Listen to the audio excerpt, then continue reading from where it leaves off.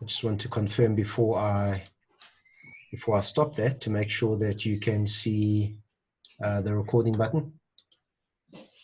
Yep. Okay, fabulous. Just give me one more sec.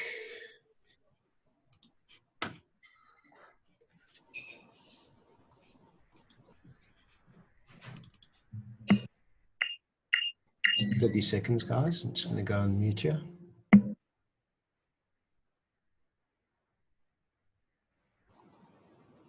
So, in fact, what I'm going to talk to you about what I'm doing, because part of what I'm going to wrap up with is just some facilitation sessions, facilitation activities. And one of the things that I always recommend you do when you're presenting and when you're co-facilitating or delivering online training and workshops is have multiple devices. I'll show you what my setup looks like towards the end of the deck. But one of the things that that is pretty important for you to do is just try and find another screen or another device that you can connect to your meetup from, or from the session that you're having. And thank you very much. My tea has arrived, so now I feel ready to go. But do have a second screen, which is what I just did now. I saw that they hadn't started up, so you can actually see what's going on and just constantly check in with your co-facilitator or with the second screen if you don't have a co-facilitator. So that being said, I've got the chat window open. Miles, if you'll just keep me honest, and if anything jumps up in the chat window, just shout out. So welcome to the first SAFE meetup of the year. It's taken us a lot longer to get this one rolled out than what we had planned originally. Obviously, there are unique circumstances that we have to deal with. And this is effectively a meetup in two parts. The first part of the session is where I'm going to be introducing some of the business agility concepts that have come out in the new version of SAFE 5.0, which went live in January this year. And the second half of the session is going to be led by David Conradie, and that is basically a mashup between the SAFE meetup and the Business Agility Meetup. For this month, we're combining the two. It means, unfortunately, that SAFE gets a little less airtime for this meetup, and obviously the same for the Business Agility one. But I think there's a good flow from the SAFE stuff that we're going to be speaking about tonight into David's talk. I just want to check and see whether David is online yet. I don't see his name here.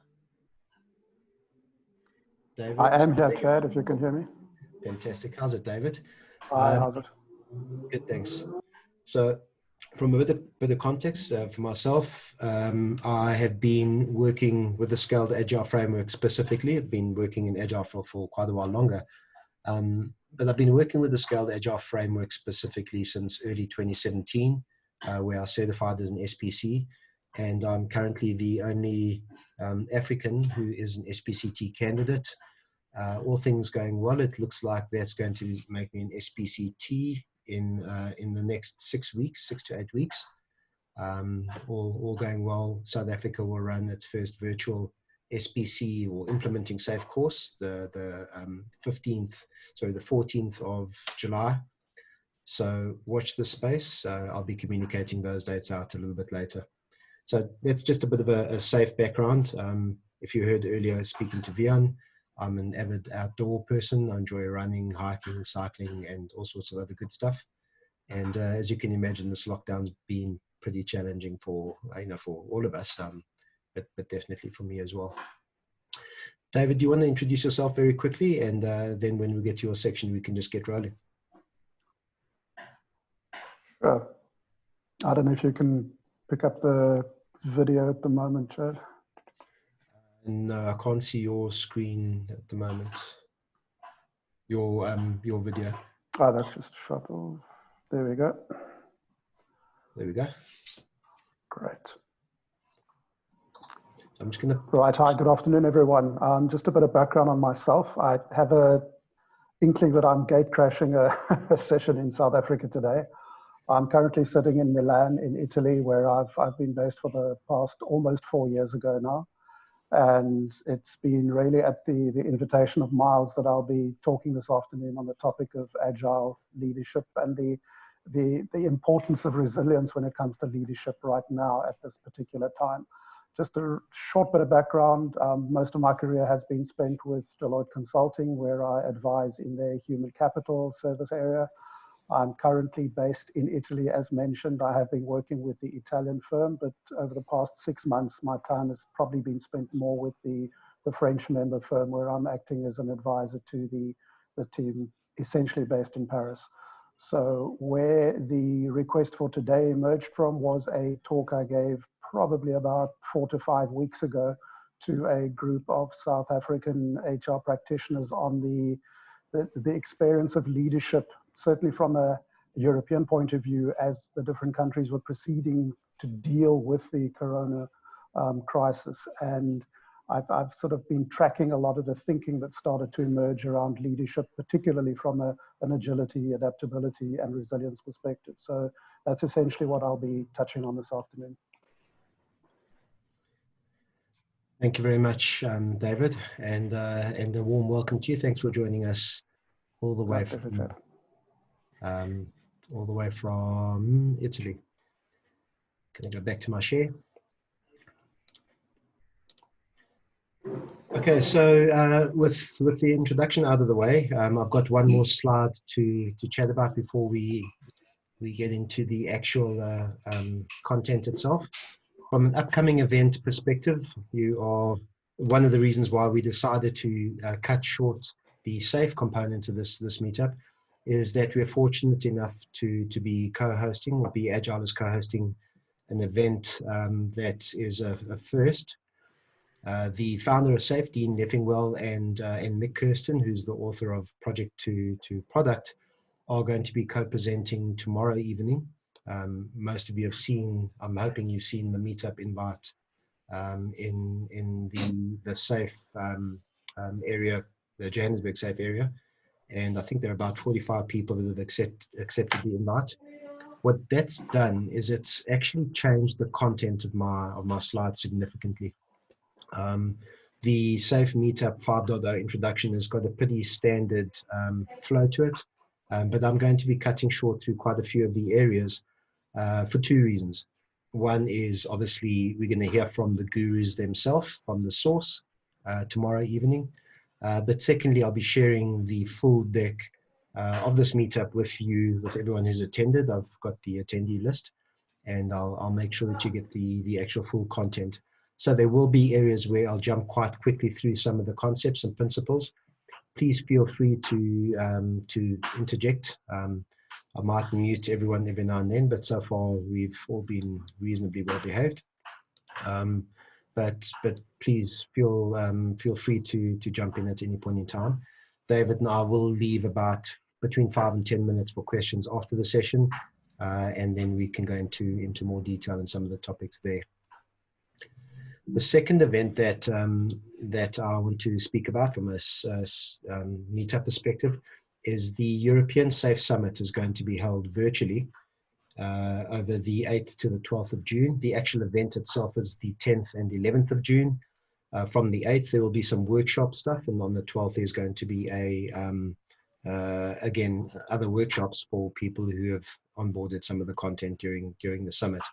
If you can, I'll be sharing the URL with you, but you can also look at europe.safesummit.com and register there. Registration is still open, and I can strongly recommend it. I've been going to these SAFE summits both in the United States and in Europe for the last 2 years, 2.5 years.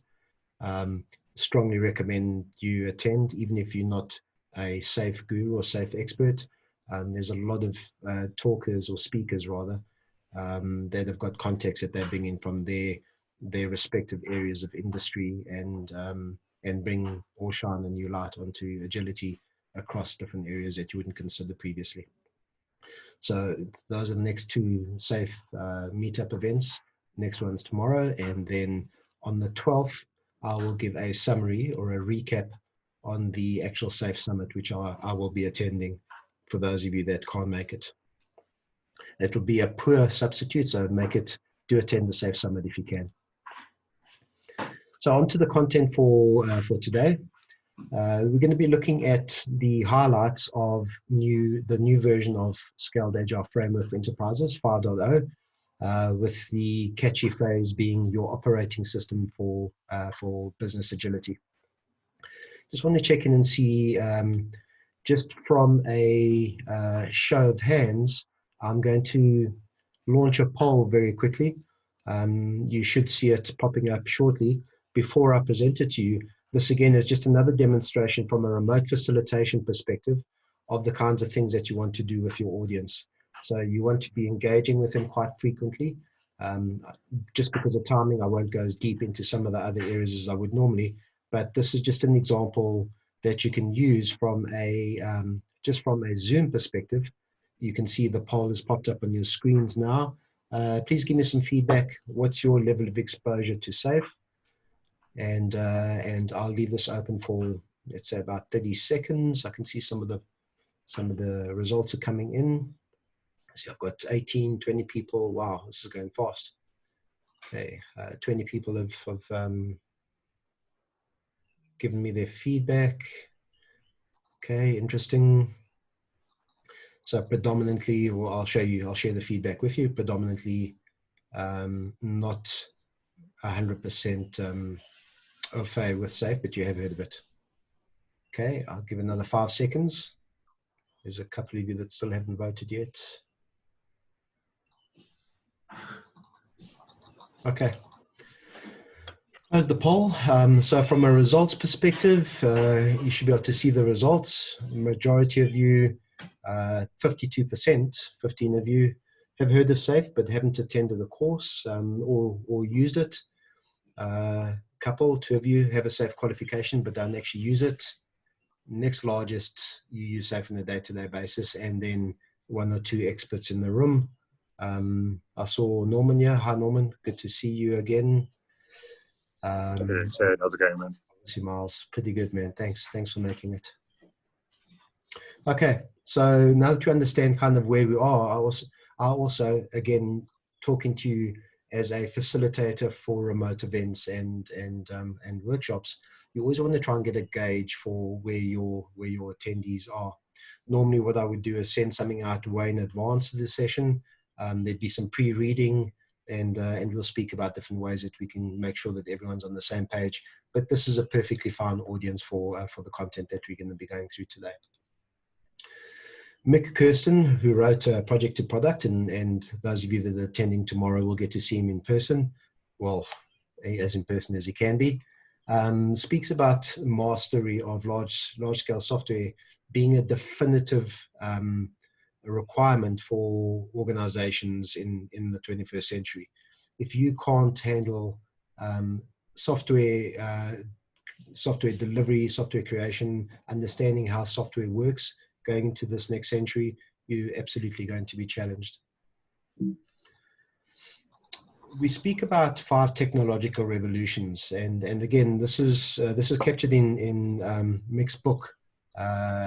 The technological revolutions in financial capital excerpt that he's taken from Carleta Perez's book speaks about the different revolutions that we've gone through, and we look at the 3 different stages of this.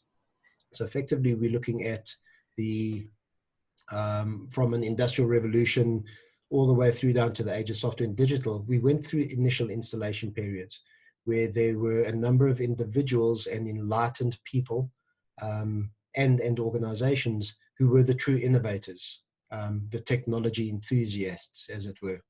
And you might recognize those phrases from Geoffrey Moore's book, Crossing the Chasm and Inside the Tornado. He speaks about this adoption of technology.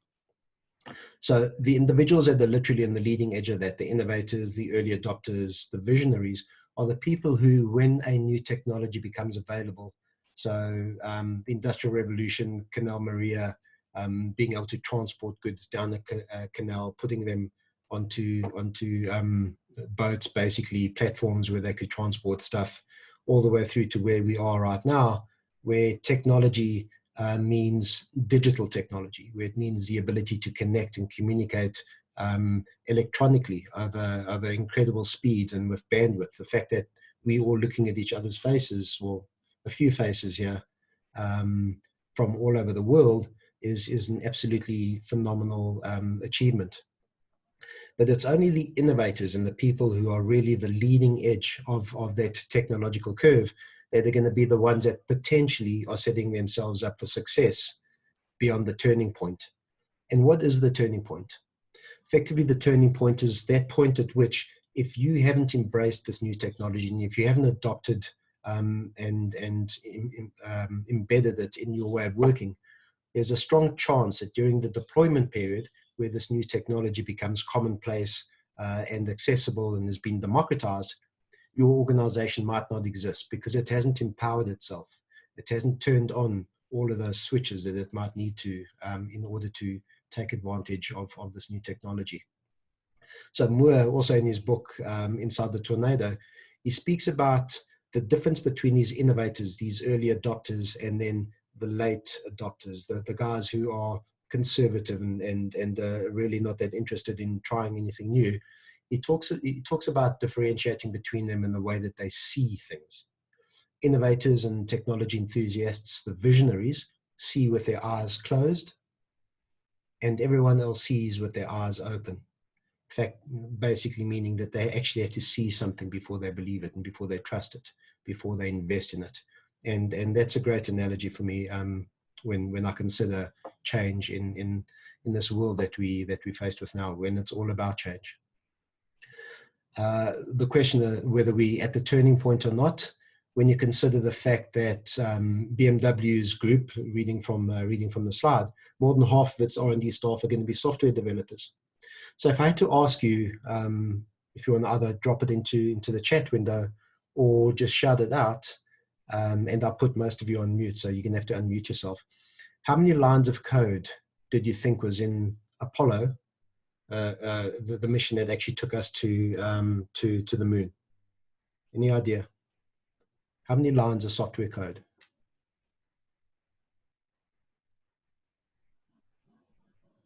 The last time I asked this question, it also took a while for people to respond. I am expecting an answer. I'm not going to move on until someone volunteers. 20,000. Thanks, Mike. Okay, cool. Say 30,000. 10,000. All right, yeah. Yeah, 40,000 lines of code. So significant. And that's what took us to the moon. Less 100,000. 100,000 lines, yeah. I mean, that's significant. But it was only 40,000 lines of code that took us to the moon. So if you think about a Boeing 787 Dreamliner now, so one of the latest, most luxurious planes to come out, not that many of us have seen the inside of one recently. How many lines of code for a 787 Dreamliner?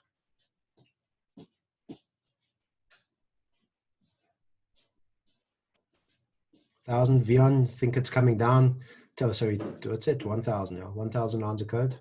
Or are you talking in millions here? Any other guess to wager? A million? Yeah.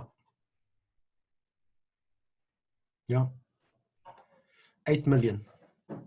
So just over 8 million lines of code. So going from getting us to the moon to obviously all the safety and navigation and comms software that's required in the plane. So then if we take 40,000 to get us to the moon, 787 Dreamliner being 8 million, how much do you think a modern car is? And the car, and this figure that I'm going to speak about now, is roughly from about 2012, 2013, cars started getting a few lines of code in them. And right now, this is a common number to speak about. How many lines of code in a common sedan? Not anything insane. 600,000. Yeah, it's definitely growing. So we had 8 million for that Boeing 787 Dreamliner. Anyone else want to volunteer? Colette, 3 million. Wow. Okay, cool. 100,000, Norman. Would you believe it if I told you over 100 million lines of code are now being executed and used in the car that you buy off the production line now and have been buying for the last couple of years? Absolutely incredible. So when we think about software not driving the world. I think we'll all agree that that's absolutely not the case. One of my peers and colleagues, when he speaks about, we're busy talking to a client right now that's in the micro lending or the financial services space, and talking about challenges from a banking perspective. And Alessia, absolutely, sub-libraries, software lines of code for their card to get out there, 100 million. Coming back to my point about the bank, their competition and challenges for their market share aren't other banks. It's this thing here. It's your mobile phone. Being able to bank from a phone. We had a bank zero. I've got a card that doesn't come out so well, depending on how I share it. I don't know if you can see my picture, not the screen share, but I'm holding up a little banking card. It's called Time Bank. And this Time Bank card, I picked up, walked out of the store, it was about between 2 and 3 minutes after I first walked into the store. It was a Pick and Pay, a large grocery chain in South Africa. I went up to a kiosk. I didn't have my ID with me. I didn't have anything except for my fingerprint and knowing what my ID number was and a couple of other details about myself. I walked out of that Pick and Pay with a card. It's got my name printed on it. It's a bank account I could transact on it immediately. That's the challenges. Those are the people that we need to think about when we consider the organizations and the entities and the individuals that are going to take our business away from us. My point is, we don't know who they're going to be. They're not the usual players. They literally could be a kiosk that's in the corner of a grocery store that's going to take your business away from you. So just another point here that I wanted to make. The same slide, just updated. When I first presented this slide back in September 2019, Tesla's market cap was $43 billion. Right now, it's $141 billion, 7 months later. In competition to Ford's, which was 36, Ford has dropped to $21 billion.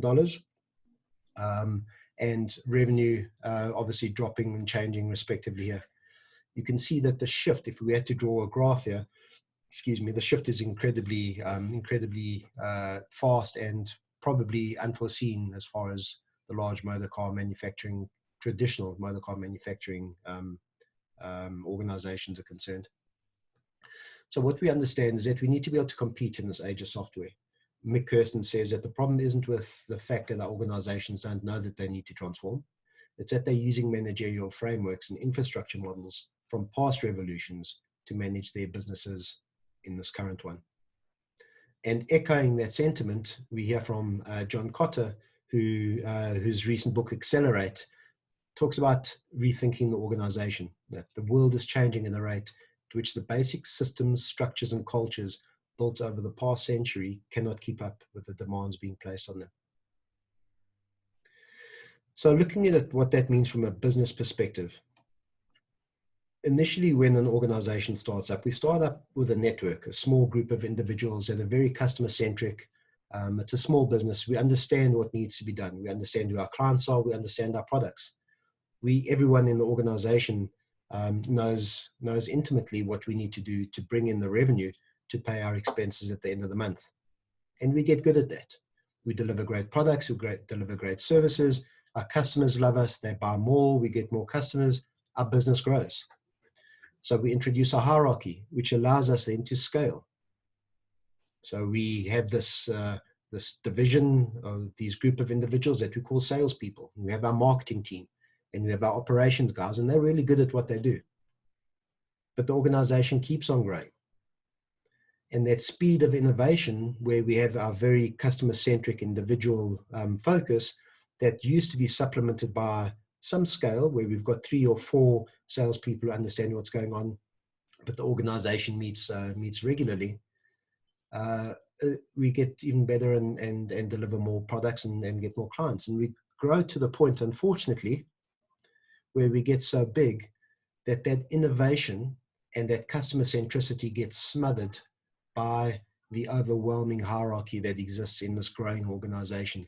These silos that we build up ends up killing the finance, the innovation, and the customer centricity of our original organization. But the solution isn't to just trash what we know and start over. We want to introduce, as John Cotter says, a second system, one that is familiar to most successful entrepreneurs. You know, the ability to be able to work in your business and on your business. You need a dual operating system. So this dual operating system that gives us the benefit of efficiency and stability, and then introduces the speed of innovation, we call it the Scaled Agile Framework, and that's version 5 of the Scaled Agile Framework specifically. So this is what we call the operating system for business agility. Again, just a reminder, I'm going to be going through this content quite a bit faster than what I would if we had a 2-hour meetup that's dedicated towards this, but I will be sharing this with you afterwards, and Mick and Dean will really do it a lot more, a great service tomorrow. SAFe 5.0 brings the focus back to what organizations are made, to bring great solutions through organizations into the marketplace. Just going to skip through to this slide where we talk about the fact that software applications and agile lean ways of working essentially, as we established earlier, are the core of many businesses.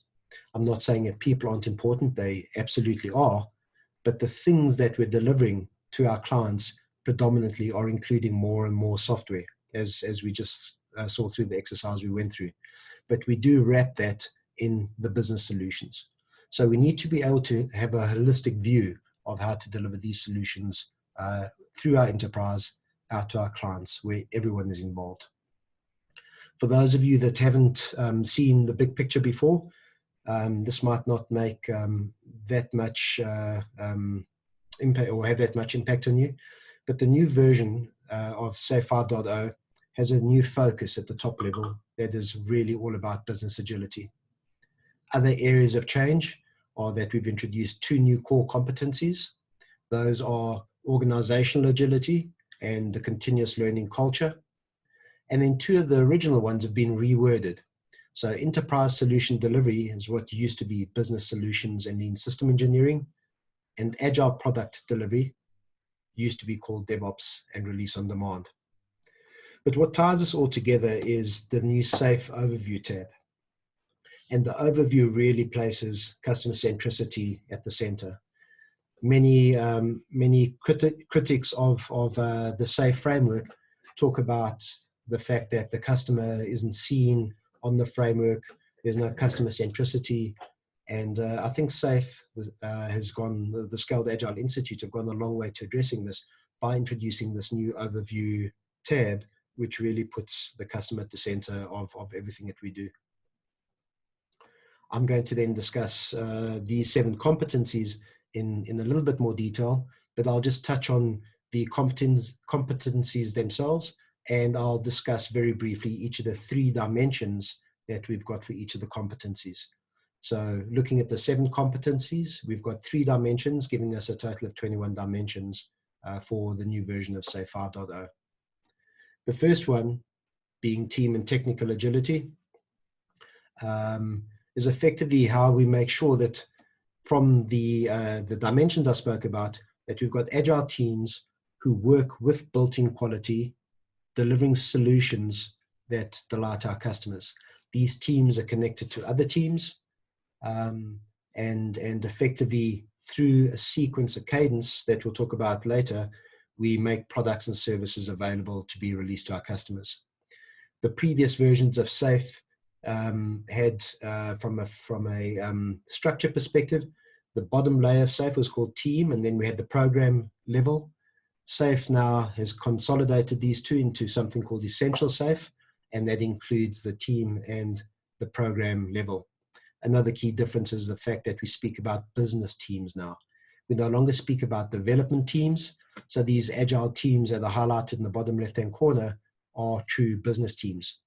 And how do those teams get formed? So when we're starting on an agile journey, SAFe says you don't have to be part of an agile release train or join a value stream to start your journey. Each team, be it marketing, be it sales, operations, just learn how to become more agile. You can do that through following lean principles, possibly the Agile Manifesto, there are a number of different ways that you can actually bring agility into your organization itself. And then once you're ready, once you feel comfortable, you can then join another agile release train or a value stream. Or maybe you pushed into it a little bit from an organizational perspective, but at least you've got the grounding and the context within which to work in this new way. And once you've embraced the scaled agile framework and agile ways of working, you can then specialize in specific areas, and the individuals who specialize here can then take that learning through to other new teams. So you almost feed back into a new team, and you can be a coach or a mentor for those new teams who want to learn what agility is all about. The second competency is agile product delivery. And agile product delivery's 3 dimensions are customer centricity and design thinking. The fact that we have to develop on the cadence, which means that we use things called iterations, otherwise known as sprints, and we release whenever the demand dictates that we need to deliver things to the marketplace.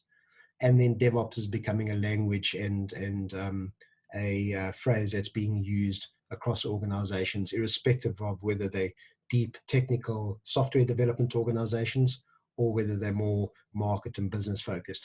Effectively, what it means is that we need to have a mindset where the people who are designing the things that we produce need to make sure that those are designed in a way that we can operate and use those things with the minimum of friction and the maximum amount of value and benefit. So customer centricity, as I said, is right at the center of the framework. Design thinking is new to the Scaled Agile framework from a version 5 perspective. I'm not going to spend much time speaking about design thinking, but in my mail to you, when I send you the deck, I'll send you some links to design thinking. But it's effectively a way that we focus from a customer perspective, how to understand our problem space, define possible solutions to that, define possible solutions, design the right solutions, and then narrow down and end up with a delivery set of solutions that might work for us, that are both desirable and viable and also feasible and sustainable. So it's really understanding our problem space. We also shift our focus into personas and empathy maps and customer journey maps, understanding how our stories connect to each other, prototyping. Again, I'm glossing very quickly over something I would normally spend quite a bit of time on, but I will absolutely be sharing this with you.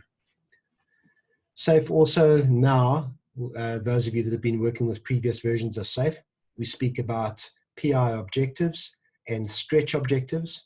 We no longer call them stretch objectives, we call them uncommitted objectives. And these objectives are things that the teams and the organization that are working in the SAFe way commit to delivering every, what we call an increment, most often as a quarter, but it's typically between 2 and 4 months in time. We commit to delivering certain deliverables and objectives to our, to our organization. I'll take a quick sip. Enterprise solution delivery is also a reworded competency. The 3 dimensions there are lean, system, and solution engineering. And this is where we're looking at really big systems, cyber physical systems, satellite systems that we're launching into space. So they've got physical, mechanical, electronic, human, software elements that need to be considered and working together. And that's why coordinating trains, multiple agile release trains, and suppliers is a core area that we focus on in the space. And we also need to realize that these are live systems. They're continuously evolving. Obviously, DevOps makes a lot of sense there, that if we're developing things, we know that we need to operate those things for a significant period of time going forward. The next competency that we're looking at is lean portfolio management. And lean portfolio management from a dimension perspective is focused on, firstly, strategic and investment funding, then secondly, agile portfolio operations, and lean governance. And what's new about it, about the LPM function from version 5, is that the portfolio context has been expanded. We'll introduce OKRs, which I'll speak about next. And we also make sure that from a distinct competence perspective, that strategy formulation becomes really important. So we'll see things like participatory budgeting. I had to practice that a couple of times to get it smooth with my tongue. But we really focus on making sure that we understand deeply how to look at finance from a budgeting perspective. We also look at elements from a funding perspective of understanding how to distribute between the CapEx and an OpEx perspective our spend more effectively to benefit from an increased amount of expenditure in the CapEx space. So a lot of change there. Looking at the OKRs, objectives as an example, increasing customer engagement in our community platform, making sure that we're defining key results that are meaningful and that are measurable. And then lastly, second to last, we look at the new Kanban board, which exists from a portfolio perspective, is that if we drill down into the implementing stage, we want to make sure that we focus on our minimum viable products, the things that we are developing and creating that prove to us that we're working on the right stuff. And then we persevere on the things that are working for us. So for those of you that haven't seen this before, this comes from Eric Ries's Lean Startup. The new areas that I just mentioned now is the portfolio backlog epic state is in this epic stage. Evaluating our minimum viable product is a new state in the portfolio Kanban. Our done state in the Kanban and our persevere state in the Kanban now forms part of the lean startup cycle. So we can have meaningful conversations when we're looking at our portfolio Kanban and where our work is, where does that fit in the lean startup cycle? I'm going to crack on here. Organizational agility. The three dimensions here that we speak about is lean thinking, people, and agile systems, strategic agility, and then lean business operations. And you'll see by some of the examples, maybe the next example, where we look at operational value streams. Previously, SAFE used to use software development examples here, but here we're talking about campaigns. So from a marketing perspective, approving a campaign takes 1 day. We wait for 2 weeks for people to give us feedback. It takes us 2 days to create content. We wait again for approval, get approval, wait again before we can test our systems and have a look at the feedback that we're getting from A/B testing out in the marketplace. So SAFE is considered some of the language that it uses and speaks more to business itself as opposed to the actual software and development side of things. And then lastly, strategic agility, looking at markets, making strategy changes decisively. So really focusing a lot more on the business side. Looking at continuous learning culture, the three dimensions that we're going to be focused on from a continuous learning culture perspective are the organization itself, the fact that we need to relentlessly improve. So relentless improvement is critical. And then the innovation culture. So Miles and I, working with some new clients and some potential clients, what we talk to them about when we speak into the HR departments is that we want to start focusing on hiring for a personality, a culture, a growth mindset. The individual skills can be evolved as we need to. So we're really decreasing the focus and the amount of attention that we're paying to the skills, and maybe bubbling up would be a good way to say it, but really bubbling up the focus and the attention on the actual individual itself and the mindset and the energy that they bring into the business. Lean-Agile Leadership is the last dimension that I'm going to be focusing on, or as much as I can focus in the short space of time. Mindsets and principles, leading by example and leading change. These are all things that our leaders from an organizational perspective need to take into consideration. No longer are we going to allow leaders to tell the organization what to do. If we don't see them doing and exhibiting those same behaviors, if we don't trust in their authenticity and their emotional intelligence, we're not going to be inspired to follow these leaders. For those of you that have been reading in your Simon Sinek's books recently, some really good stuff out there. So Leaders Eat Last is one of his earlier books. and then more recently, the infinite game. And infinite game again speaks about having that mindset where we want to make sure that what we're doing right now is something that is sustainable, that we are not just focused on the numbers for this quarter, for this year. We have to build something that is bigger than us. Our core values need to significantly change. I'm going to skip ahead a couple of slides just to talk about the 10th principle. So those of you that have seen SAFE before, there were only 9 SAFE principles. There's now 10th, which is organizing around value. And the previous half hour that I've been speaking, this is what really helps us understand that from a customer centricity perspective, we are surrounding the client and the value that we are delivering to their client with the practices and with the framework itself that we've historically known to, or that we become familiar with. Just scanning ahead a bunch of slides to getting to measure and grow, which you'll see on the big picture as well. So in the top right-hand side, it's a new area of focus where Scaled Agile have brought in some great assessments, which will help organizations, portfolios, programs, and teams understand where they are on this agility journey. That was it from a SAFE 5.0 perspective. I'm not going to take questions right now unless you want to just shout out anything. We'll take those at the end. But what I just wanted to do very quickly is just talk about distributed collaboration, because that was my original intention with the meetup as it existed initially. We were going to speak about SAFE and then look at collaboration. So I've condensed the next half hour just into three key areas. When you're presenting, when you're speaking, when you're facilitating in a distributed fashion remotely, the 3 things you need to consider are logistics. And the bullets I'm calling out here is making sure that you've got multiple hosts and facilitators, connection options. So I've got 2 Wi-Fi networks that I'm connected to here, and I've got 3G ready. I'll share some of the video details with you a little bit later. We know that you can all use Zoom, but if it's a workshop I'd be running for a client, I would connect with them beforehand and rehearse some stuff, which we'll speak about later.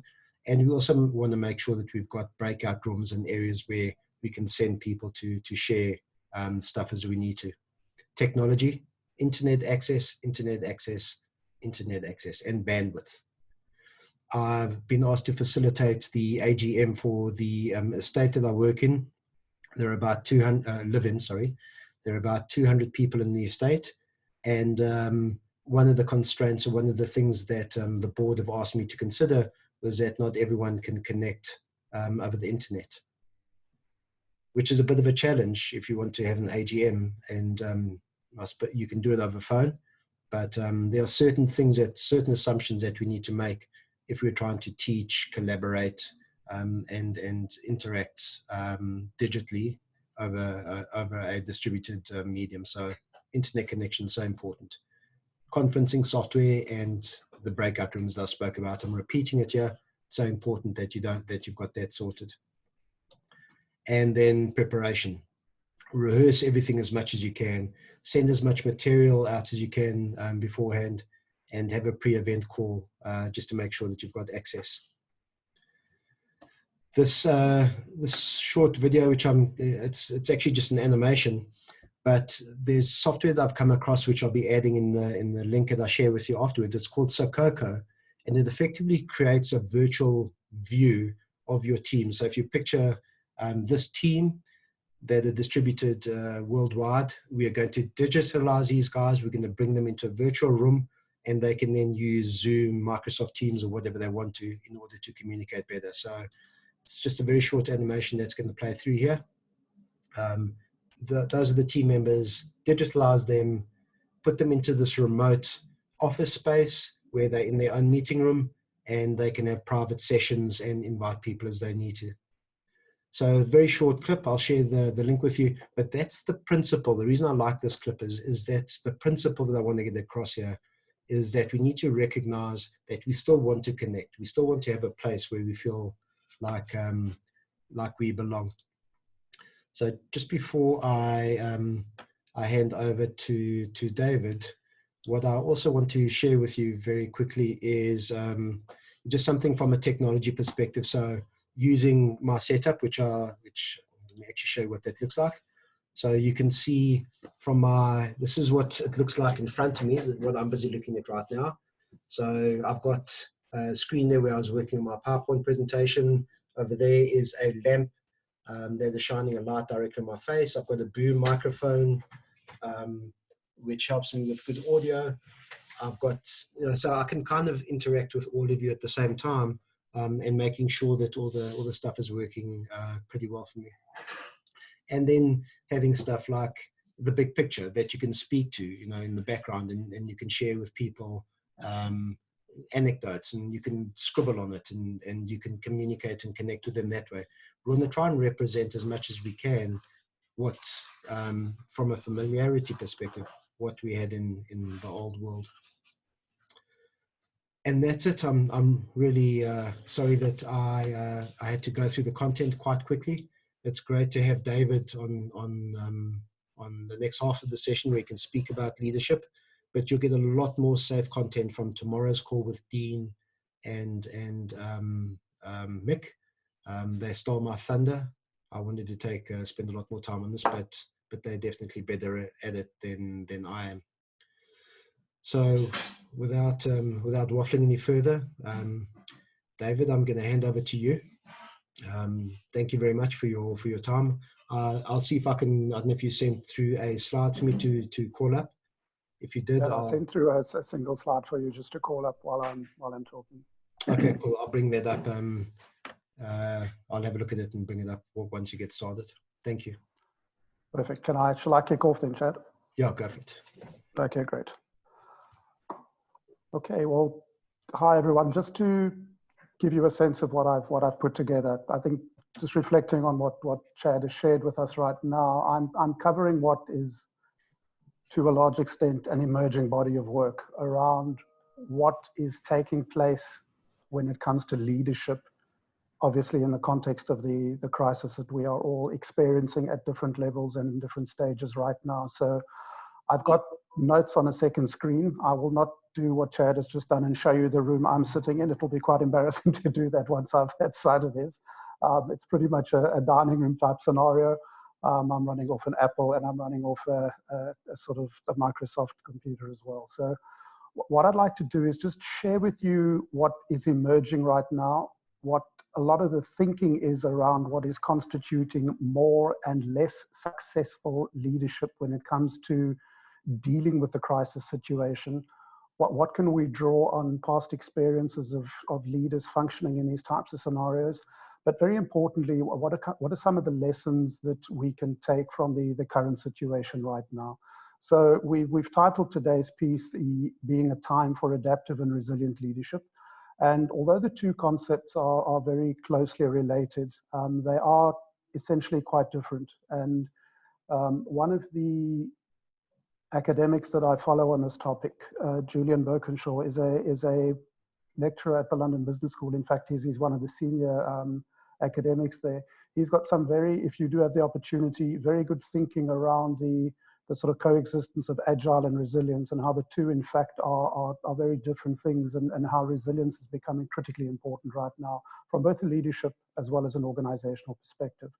So if we look at where we are found right now, and again, if I just backtrack and share with you the experience that we've been through in Italy over the last 8 weeks, it's certainly been a case study. And I would imagine at some point in the future, there will be a fairly significant review of some of the decision-making that took place at a leadership level. But to a large extent, the situation we find ourselves in here, and also I'm tracking very closely what takes place in South Africa in particular, since the majority of my family is there, and other parts of the world as well. We are very much at an inflection point right now, where whether we like it or not, our lives are in a process of transitioning. We're not entirely sure what that will amount to in the future, but very clearly we are going through a transformation right now.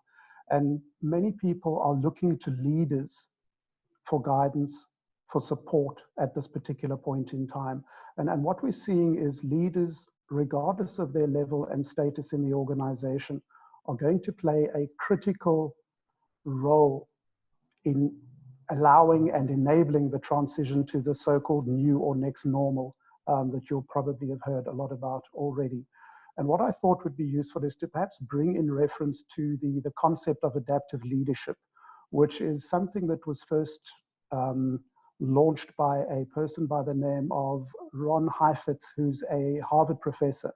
And he was looking specifically at how leaders enable their organizations and workforces to overcome particularly challenging situations. And those sort of wicked problems that you're confronted with where there is no obvious solution, where you have to work things out as you move along. And what he identified as part of his research were two types of problems that we are confronted with as leaders in organizations. The first of those is the more, I think, more familiar of the two, which is what is classified as a technical problem. Now, technical problem is one where there exists a certain amount of experience, expertise, and there are a range of pre-existing solutions. So to all intents and purposes, the problem may be a significant one, but it's one where we can draw on the expertise that currently exists as well as the experience. On the other hand, there's the set of problems that he classified as adaptive problems. And these are problems that are highly ambiguous, for which no technical experience, expertise, or pre-existing solutions exist. And these problems require a very different approach. And again, if you look at the experience of the COVID-19 virus, it very much falls into the latter category of challenge. And the reality is that many leaders, unfortunately, have viewed this as a technical challenge as opposed to an adaptive challenge. And they've tried to respond accordingly. Unfortunately, there's still some leaders who are plugging away at that same sort of way of thinking.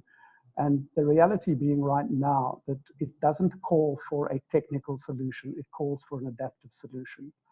What we've also found is that in light of the path that many leaders have chosen, they're tending to discount the risk associated with the actual pandemic itself, and are trying to be perhaps more upbeat than what they should, providing reassurance, giving people the sort of sense that things are under control, when in fact that is absolutely not the case right now. Certainly in many parts of the world we're moving in the right direction, but right now that's definitely not the case. And the consequences of this have been incredibly dire in terms of loss of human life, in terms of the very dire economic consequences. And again, the reality that we're dealing with is calling for a very different way of thinking.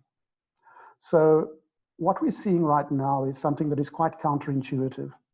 Leading effectively in a crisis is actually calling on leaders to sort of overcome some of their natural instincts, what they might have been exposed to as part of their experience in the organizations where they may have had their careers up until this point, what they may have been taught at business school, and effectively the body of knowledge that they may be drawing on right now. And what I'd like to share with you are what we are seeing right now as being the responses of those leaders who are being certainly a lot more effective and successful in the situation we find ourselves right in.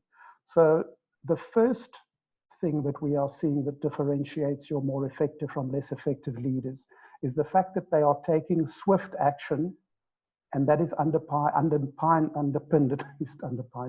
underpinned by a really focused sense of urgency. And why this is important is that there tends to be a situation where when leaders encounter ambiguous threats, there's often a tendency to delay decisions and action while they wait for more information and wait for clarification. Now, right now, we do not have the luxury of wasting time to collect more information and in the hope that it may prove that the action that we need to take may be unnecessary.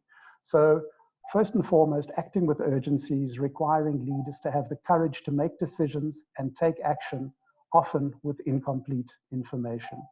And there's a very clear need to balance data and information with risk.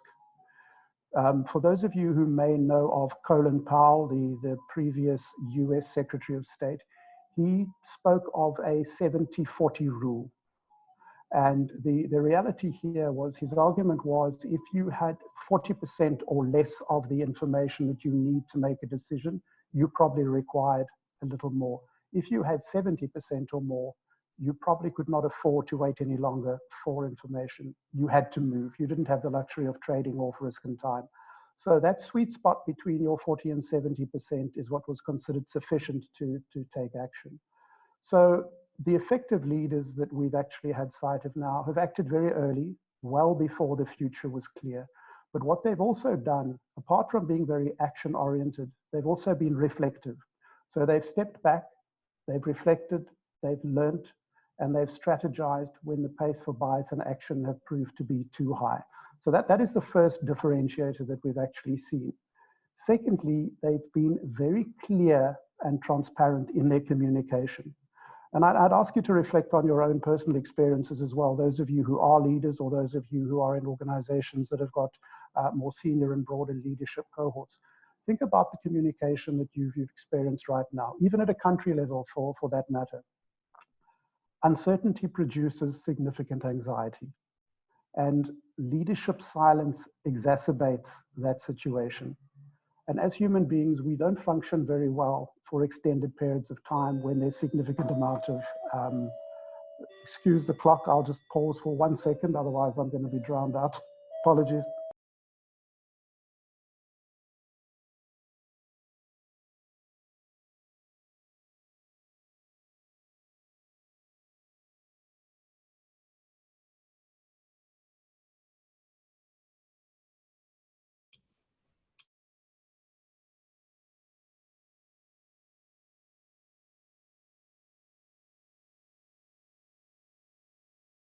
Okay, sorry about that. I'm back, everyone.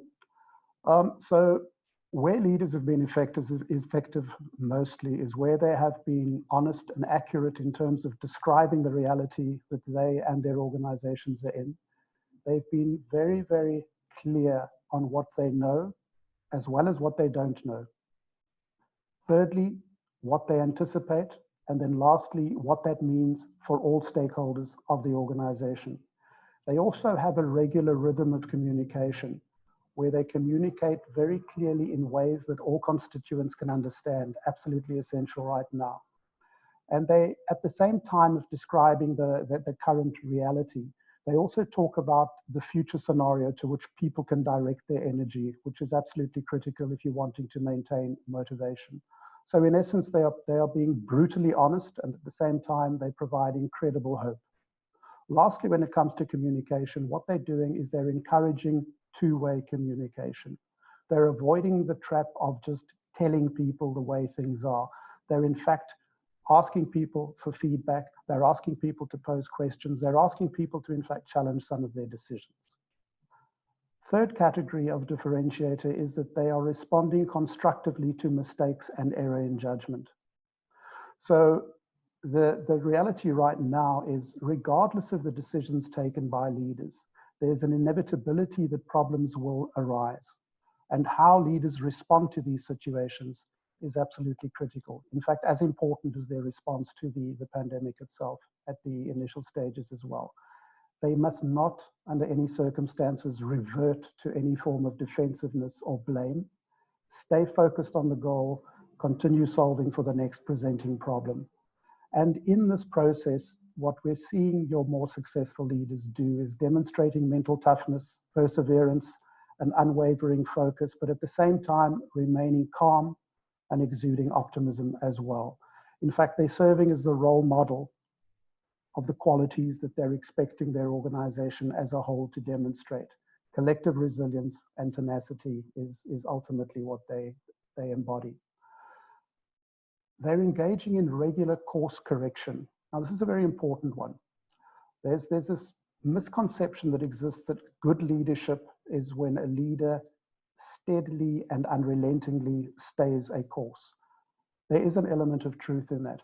But unfortunately, in a situation that is rapidly changing and evolving, such as the one that we're in right now, it's wrong to think that the work of a leader is to simply set a course and then stick to it. there needs to be constant deliberation. There needs to be a review of new incoming information on an ongoing basis, and ideally with a group of advisors who have expertise on the actual challenge at hand. And in so doing, leaders will then make decisions as to when and how they need to shift and pivot from the courses that they've been on. And your effective leaders know when they need to do this. They're unsentimental about the strategies and tactics that have led to where they are at a particular point in time. So they're demonstrating agility and adaptability in how they make decisions and how they operate. So those are some of the key differentiators that we've seen until now. But if we dig a little bit deeper, what are some of the attributes that these leaders are embodying? Firstly, they're leading with empathy and compassion. They're making themselves available to feel what it's like to be in other people's shoes, so to speak. They're demonstrating a genuine concern for those who've been impacted the most and the worst by this pandemic, and they're taking necessary steps to mitigate these adverse impacts. They're acknowledging people's fears, and they're encouraging resolve. And they're adopting and practicing the mantra of people first, business second. It's not a case of either or, it's a case of both, but right now people are being positioned as the priority. Secondly, they're also giving people a role and a sense of purpose, absolutely critical. At the heart of any successful organizational response right now to this uncertainty is the concept of purpose. There's nothing more important at a time of personal and organizational insecurity than to provide a sound basis from which leaders at all levels know how to make decisions and provide guidance to their teams.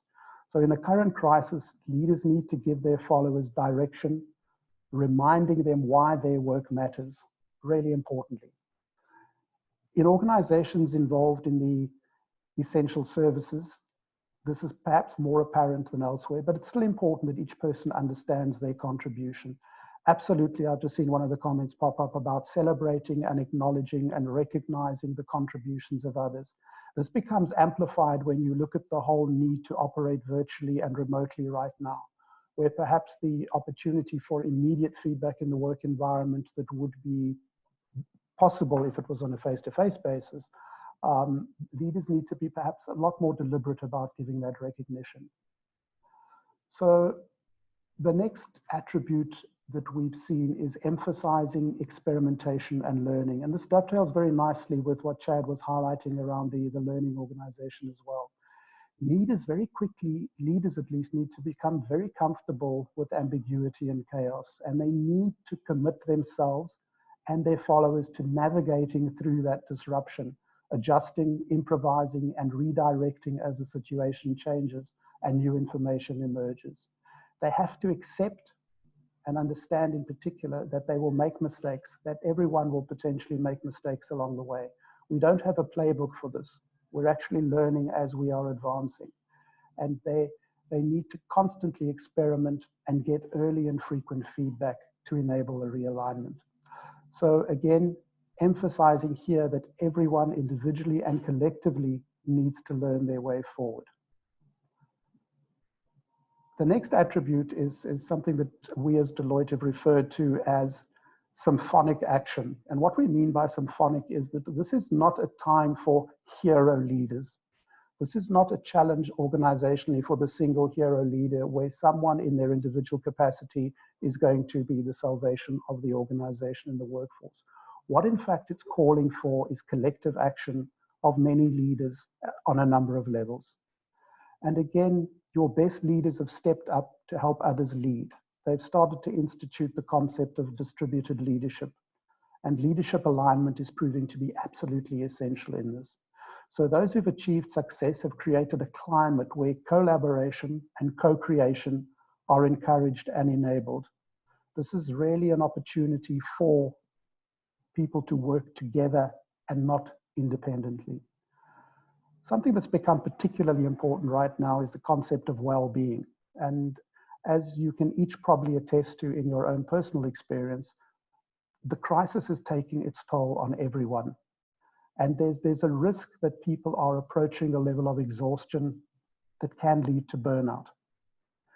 talking to a number of colleagues, talking to a number of clients that we've been working with, there's a view that people are actually working more now than what they were pre the actual pandemic onset. They're working a lot longer. They're constantly having to focus on the task at hand, especially those who have got remote and virtual teams in place. And very few of them are actually taking breaks over the weekends. None are taking any time off right now. And the question is, how sustainable is that? So we're actually requiring leaders to be stronger for longer, but at the same time, we need to be mindful of the level of well-being of our leaders in particular. And when it comes to leaders, we're actually seeing a sort of a point of view starting to emerge that leaders need to put themselves first initially. They need to make sure that they are taking care of themselves. It's not to say that they will neglect or not focus on the well-being of those around them, but they need to perhaps make sure first and foremost that they are managing themselves physically, emotionally, spiritually, whatever type of framework one is using, they need to make sure that they are actually taking care of themselves. Because if that is not the case, they are actually at risk of becoming overwhelmed and suffering burnout. So again, if they falter, if your senior leaders in the business falter, the likelihood is that the business itself may ultimately be at risk. So again, try to get leaders, and what we're seeing now is the extent to which they're doing exactly what the comment is that's come up on the screen right now. Are they demonstrating the behaviors that they're expecting of those around them? Are they taking time out visibly? Are their workers seeing that? Because there seems to be a mindset that has started to emerge right now that if you're not online, you're not seen to be contributing. You're not seen to be present. You're not seen to be taking things seriously. So again, instilling that sort of mindset amongst their workforce and their team is absolutely essential. Regularly checking in with their teams to see how they're doing, and most importantly, scheduling time out for themselves, as I've said. The last point I'd like to touch on is the one of ethics and integrity. Most organizations have value statements and codes of ethics. And the view is right now, leaders need to make sure that they are actually living those values and operating according to those codes of ethics. Leading with values has become a very strong practice at the moment. And again, it's now more important than ever to do the right thing. If there's a need to instill trust and confidence in the workforce, leaders need to start operating accordingly. And again, what we're finding is that organizational purpose, organizational values, organizational mission, those are starting to form the bedrock that are giving the workers at least some stability in amongst all of the chaos that they're experiencing right now. And it's actually having a calming effect when you've got your leaders reinforcing the organizational purpose, reinforcing the values by which we will operate. And those to a large extent serve as guardrails, because it gives people a set of parameters within which they can make decisions when they're not entirely sure what they should be doing. So I'd like to perhaps take the last few minutes just to sort of build on some of the sort of science underpinning what I've been touching on with you right now. So anecdotally and based on some ongoing research that I've been part of, we've started to sort of distill and identify some of the attributes and characteristics that I've just shared with you. But again, if we look at the concept of leadership resilience now, if we just shift that focus also off the adaptability component onto the resilience one, there's an academic by the name of Diane Couteau who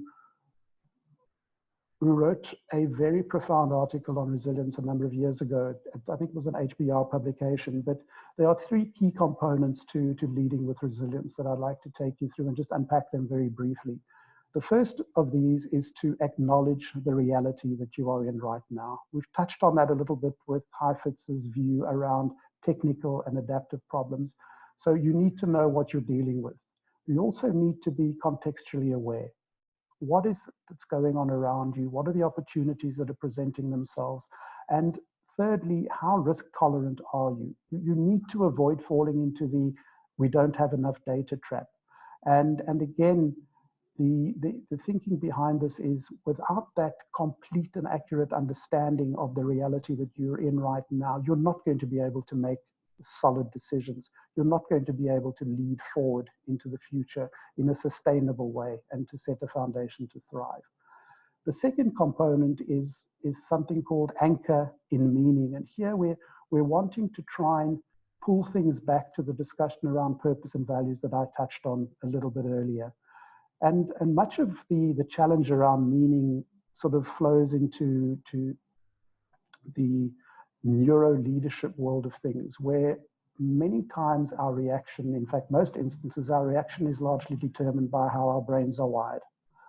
And when you look at the sort of natural response that we typically have, we respond from the point of view of wanting to avoid or avert any kind of risk. That tends to be our initial response. And again, if we're experiencing uncertainty and high levels of risk over a prolonged period, that can have significant detrimental impact on people's functioning and contribution. So therefore, when we're confronted with an adaptive problem that extends over a sort of significant period of time, unless we're able to reframe that experience and shift our mindset to one of being more mindful about what we're experiencing, what the opportunities are that are emerging, people can become stuck. And that's something that we need to avoid at all costs. Now, typically when you're dealing with your more, indeed, absolutely around bias, and in fact, we become entrenched in our existing points of view and biases, which makes it that much more difficult for people to move forward. And this is where we're looking to leaders to play a more constructive role as well. In fact, we're putting a huge burden on leaders right now. So your response to looking at technical challenges is a fairly straightforward one. We focus largely on executing against our previous experiences. We have a strategy that's defining the choices that we need to make. We're aligned with our vision, our purposes, and our principles as well as our values. However, when it comes to adaptive challenges, we need to become a lot more focused on our purpose, our values, and our vision. Because again, as I said earlier, that gives us the grounding that we need. It's not easy to do that typically within an organizational context. And the reason for that being is that there's this gravitational pull on people to start becoming busy and get involved with doing things. There's this mindset that busyness equals productivity and contribution, which is not always the case. So again, we need to make sure that we are getting people to focus on the things that need to be focused on doing the right things at the right time. We need to make sure that they understand the importance of what they're doing and how that ties back to the higher order purpose of the organization, and use the values to guide the decisions and the behaviors as well. Very importantly, that people understand, moving back to the reference earlier to Simon Sinek, people need to understand why we are doing this. What is the most important thing for us to be doing right now? And what will success look for us today and into the future? Answering those bigger questions gives people a sort of frame of reference to allow them to focus their efforts and to actually give them some centering and allow them to make decisions on their own. Enabling improvisation is the third component of this. And this is really talking to the extent to which you create the space, where you create the so-called psychological safety for people to explore, to innovate, to make decisions without fear of repercussion for failure that might occur, and to treat that failure, as we often say, as an opportunity to learn. So again, as leaders, how can you create that opportunity? How can you set people up for success? How can you give them the assurance that you are there to support them, that you have faith and trust in them as well to make the right decisions, using as their frame of reference your purpose and your values, and again, drawing on the experiences that they do have. That will enable at least faster learning and adaptation to the problems that are actually presenting themselves. So right now, the challenge, if we finish off on this third criteria, the challenge there being that, as Chad was mentioning, if you look at the reconfiguration of organization operating models, we very much moved to a network of teams as opposed to a more traditional hierarchy.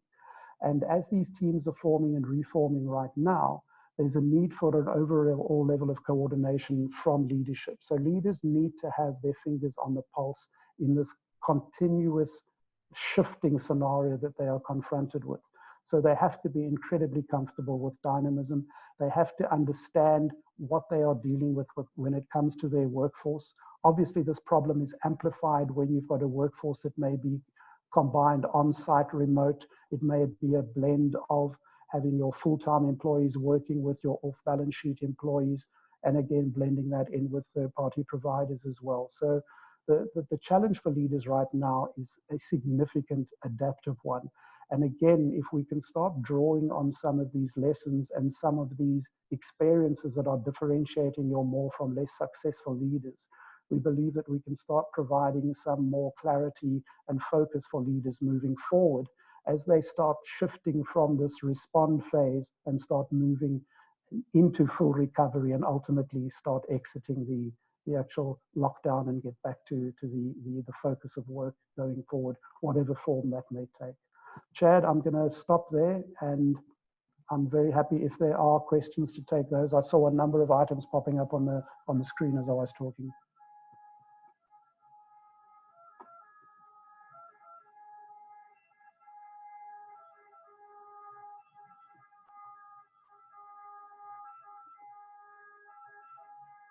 And yeah, you Chad must be the crisp.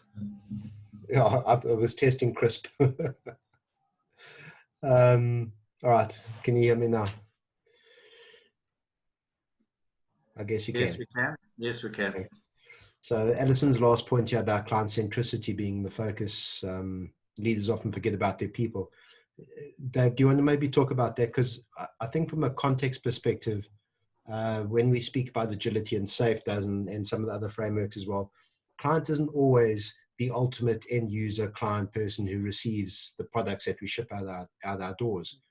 Through the value stream, as we're doing work, we become clients of each other. So having that client centricity, I think we need to make sure that we're treating our staff as if they were clients. And maybe one of you, it slipped my mind now, talking about making our staff happy so that they can make our customers happy. Or Toyota, we build people that build cars. You know, those are the kinds of things we should be focusing on. Chad, I agree with you 100%. In fact, there's an ex-colleague of mine from Deloitte, Josh Burson, is quite a prolific writer on a range of topics, including this one that you've just raised right now.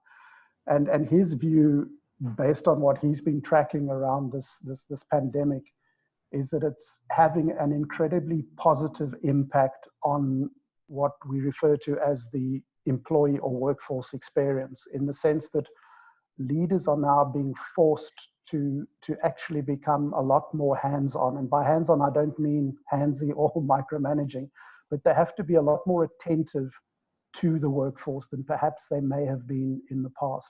They're having to set up a lot of time to check in on people who might not be, again, on site. They're operating remotely, so much of that has to be done around the clock when it suits people.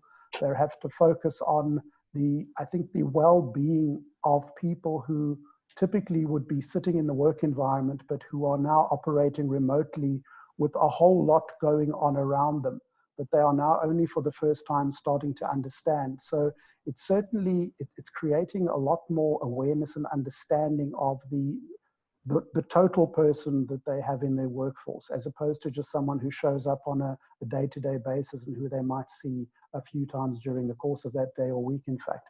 And again, making sure that the employee is in fact placed at the center of this equation. I think Richard Branson is also an advocate of the put your employees first. If you've got an engaged workforce, and you've got a workforce that is 100% motivated, engaged, they will make sure that that translates into the client or customer experience as well. And that seems to be a significant shift that we're actually seeing take hold right now, where there's a lot more focus, a lot more understanding, a lot more empathy coming through from leaders to their workforce. So that certainly is a positive shift. Yeah, thank you. There's a CEO that I'm currently coaching or working with at the moment, that was feeling increasingly disconnected from her staff over this period of time. And one of the things, just in us chatting, that she started doing a couple of weeks ago, was she's actually taken on some projects with the most junior people in the organization. So she's actually paired up with them and worked together and they're working in iterations or sprints. And she's worked with them to put together a how-to guide in a particular area of the business, or looking at some new marketing stuff that they want to, take out to the marketplace. And she's actually paired with them where she becomes the person with the least knowledge that needs to be taught by this other person. And through showing her vulnerability and ability to connect and actually take a back seat, she's encouraging them to make mistakes as well as she's busy doing in front of them, and demonstrating that it's okay to do that. And the feedback has been absolutely fantastic from her. And I think that point you're raising now, Chad, around vulnerability and to a certain extent humility as well, where you've got leaders who are prepared to acknowledge that they don't have the answers, and to actually open up the channels for people to come forward at whatever level they might be, to share their insight, to share what they may be seeing being on the front line versus what leaders themselves may not be privy to.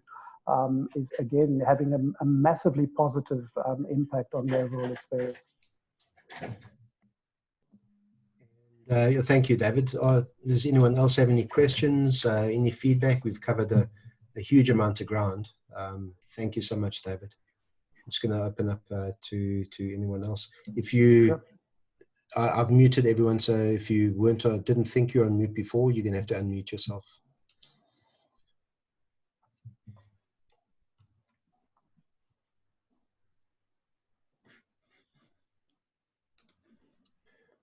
Messages. Anything else we picked up there? Stuck out, looking at your team as your clients. Oh, Stuart is on the call. Was that you that said you need to look at your team as your clients?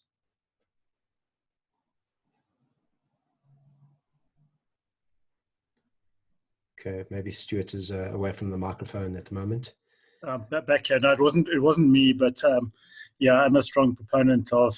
I think I mentioned it in the talk I did at the Business Agility Conference that if you're a leader, your clients are the people who report to you, which is obviously often very overlooked. And if you ask most leaders who's your client, it's very, very seldom that they will say the people who report to me or the people who consume my decisions. Yeah, thank you.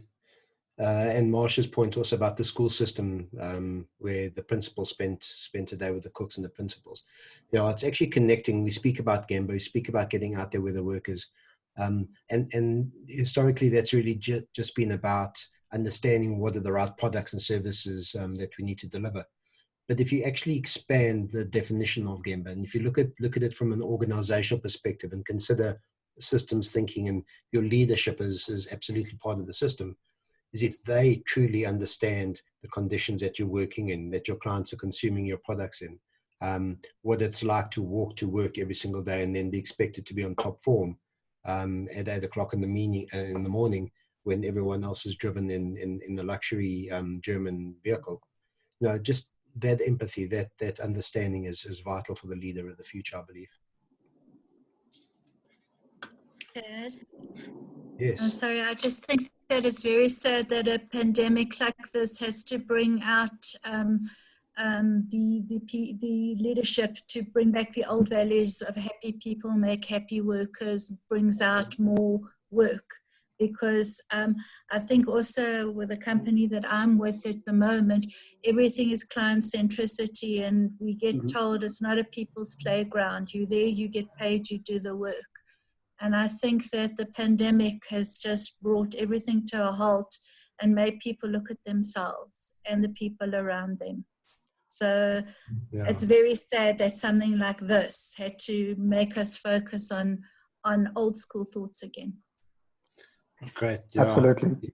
I mean, Alison, I think you're 100% right on that. And it's going to be really interesting to see how things evolve into the future, where you've had leaders having to make this fundamental shift in how they relate to their teams and to the broader workforce as well. is that going to be something that actually gets traction and becomes part of the overall leadership ethos and culture of the organizations? Or will there be a sort of pull to revert back to the way things were? Hopefully it will be the former and not the latter. And again, the other 2 points I'd just like to make on leadership right now, the significant impact on many leaders who've never had the requirement or the opportunity to manage remote teams, especially your up and coming emerging leaders and those that have been appointed for the first time into leadership roles. These are the leaders that we see struggling significantly right now. They don't have the requisite experience to call upon. They're not necessarily receiving guidance, but they've got their teams looking to them to actually start delivering on many of these expectations that we've touched on this afternoon. So leaders themselves, we put a huge burden on their shoulders, and perhaps some would say that is what their role is. But at the same time, we also have to make sure that we are equipping them to do that effectively and to support them where they need that support as well. We do hold them accountable for a lot, and at the same time, we do need to set them up to succeed. So yes, the expectations are high, but there also needs to be a capacitation and enablement as well. And we need to think as well about what we are rewarding too. We've heard a number of stories of leaders struggling with their teams where organizations have not rethought and recalibrated their KPIs for the business. So you've still got people tracking against KPIs, business-related P&L KPIs that may have been set 8-10 months ago, which fundamentally need to be reviewed because too much has changed for that not to be the case. So they've got many balls that they're juggling at the moment, but at the same time, I think there is an obligation to think about the impact on them too. Thank you, David. So we're drawing to an end. We've got a couple of minutes left. Just picking up on something that was discussed about connecting to our staff. Through Be Agile, Miles and I, we ran a webinar and the presentation through to the Henley Business School, and we put up 7 points where we asked the audience what they felt was most important, and they ranked them. And those things were cash flow, finance, products, employees, community, customers, suppliers, operations. And as luck would have it, we ran the survey just at the beginning of the lockdown, and we ran it a week or two ago. And just watching the shift where cash flow wasn't that important in the beginning, that absolutely is now. But what's actually was quite encouraging is that employees has been relatively high right throughout. Which is encouraging, but I don't think I'm not sure how much of it is lip service and how much of it are we actually empowered and enabled to be able to do something about. Very, very relevant, yeah. Thank you so much, David, and everyone else who's attended. I certainly enjoyed the discussion. Just as a reminder, there's a meetup tomorrow, Project to Product, presented by the founder of SAFE, Dean Leffingwell, and Mick Kirsten. If you can make it, I strongly suggest it. I recommend it. And David, I'm sure we'll be talking again. That was really insightful. Thank you so much for your time, and thanks everyone else again for joining. Sure, pleasure. Thank you, Chad. Thank you, everyone. Thanks. Good night, everyone, and good morning wherever you are.